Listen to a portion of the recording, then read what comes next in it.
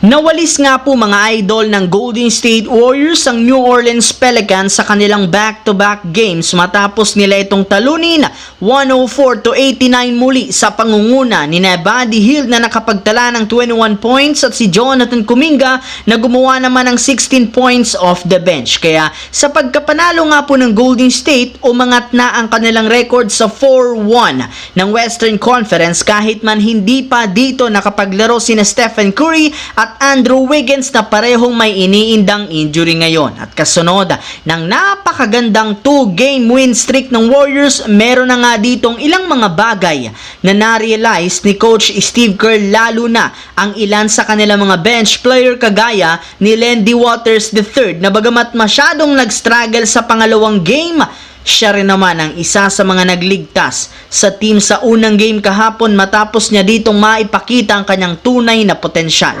Kaya naniniwala si Steve Kerr na meron nga talaga itong maibubuga at deserve ditong makasali sa gagamiting rotation sa susunod na laban. Kaya embes nga po na gumamit ng 11-man rotation, mapipilitan siyang gawin itong 12-man lineup. Samantala, matapos nga pong matambakan ng Los Angeles Lakers sa unang mga minuto ng laban sa Cleveland Cavaliers, hindi na nga sila dito nakabawi at tuluyan na nga silang natalo at bumagsak ang record sa 3-2. Hindi nga nila nagawang masabayan at syempre mapigilan ng napakainit na opensa at shooting ng Cleveland. Masyado rin naman nga pong nag-struggle ang Lakers katulad ni LeBron na meron lamang 26 points, 6 rebounds at Anthony Davis 20 points, 13 rebounds at si Dalton Keunig 18 points off the bench. Kaya dahil nga sa pagkatalong muli, hindi napigilan ni Coach JJ Redick na mapikon muli sa interview. Ayon dito,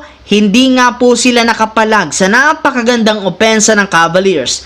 Alam nga po niya na kung haharap sila sa isang mahusay na kupunan, kailangan nga po nilang limitahan ang paggawa ng pagkakamali. Ngunit sa kasamaang palad, napakadaming turnovers nga po ang kanilang nagawa, lalo na sa paghina ng depensa at hindi maayos na play na kanilang ginagamit. Kaya kailangan nga nitong ayusin bago man sila sumabak next game laban sa Toronto Raptors. Sa kabilang banda, sa pagkatalo nga po ng Minnesota Timberwolves kahapon sa Dallas Mavericks, bumagsak na sa 2-2 ang kanilang record sa West, which is hindi ito magandang simula para sa katulad nilang koponan. At isa sa dahilan ng pagkatalo ay ang napakalamyang depensa, lalo na sa transition. Sa katunayan, sila ang pinakakulelat na team pagdating sa points allowed sa transition sa nakalipas na laro. Sobrang nga silang nahihirapang dumepensa, lalo na kapag nasa open court sila, malayong malayo sa performance last season. Kaya maging si Anthony Edwards o aminado sa media na masyado nga talagang humina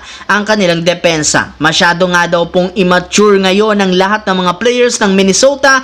Mabuti na lamang at mahaba pa naman ang regular season, kaya masusolusyonan nila ito. Alam rin naman nga niya kung gaano kalalim ang lineup ng Wolves at competitive ang kanilang team, kaya naniniwala siya na magiging maayos pa rin ang kanilang kalagayan. So yun lamang mga idol ang ating bagong video na ating pinag-usapan ngayon dito. Once again, this is your J-Zone TV. Huwag kalimutang mag-like, mag-subscribe, pindutin ang notification bell sa aking channel para lagi kayo maging updated sa mga videos na pinapalabas ko.